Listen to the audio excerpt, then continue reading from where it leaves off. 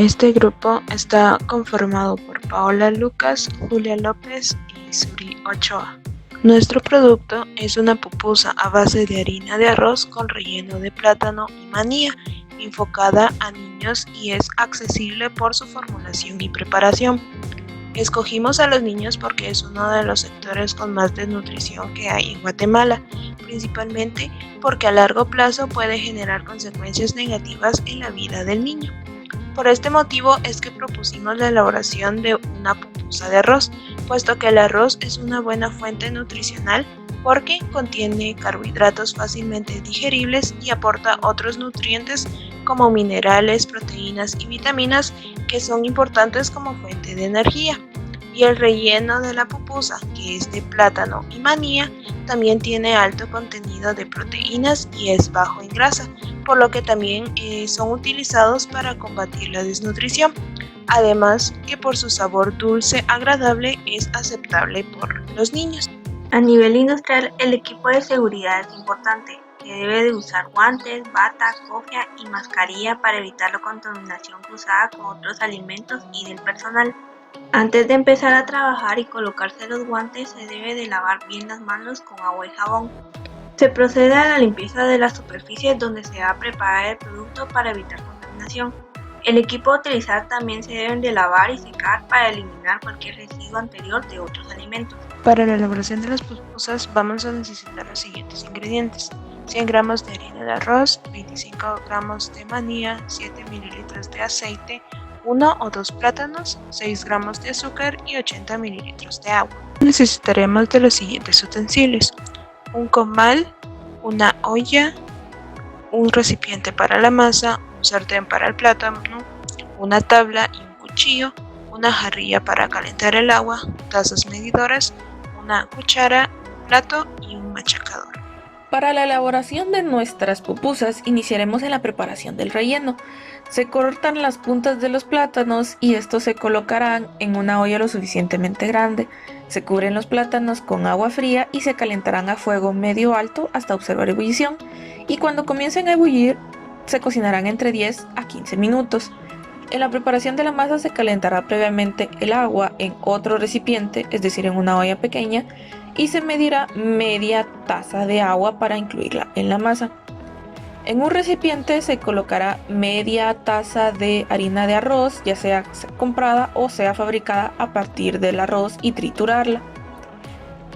Se añadirá a la media taza de agua previamente medida media cucharada de azúcar para la disolución de esta y evitar que el azúcar forme grumos en la harina de arroz. Se añadirá el agua por pocos y se mezclará con una cuchara la masa hasta obtener una consistencia adecuada para amasar o para poder manipularla fácilmente con las manos. Luego se añade media cucharada de aceite y se mezclará hasta la incorporación total de la masa.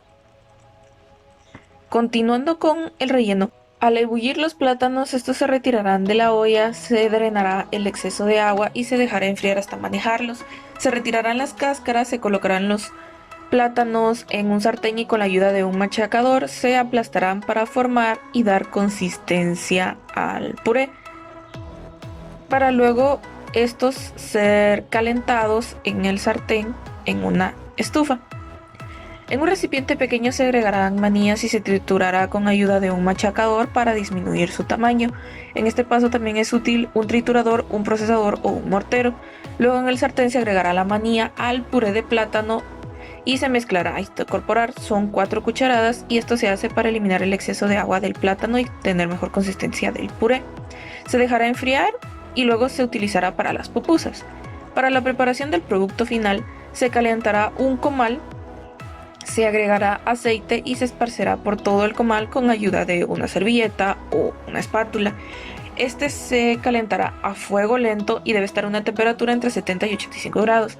Se preparará la masa en 4 secciones y se formarán 4 bolitas con las manos. Se palmeará hasta darle forma de tortilla. En el centro de la tortilla se agregará de media a una cucharada de relleno de plátano y maní. Con la ayuda de los dedos se toman los bordes de la tortilla para doblarlos hacia el centro y cubrir el relleno y palmearlo nuevamente hasta darle forma a la pupusa. Se repetirán estos pasos para obtener 4 pupusas aproximadamente del mismo tamaño y forma. Se colocará la pupusa en el comal precalentado y se cocinará a fuego lento.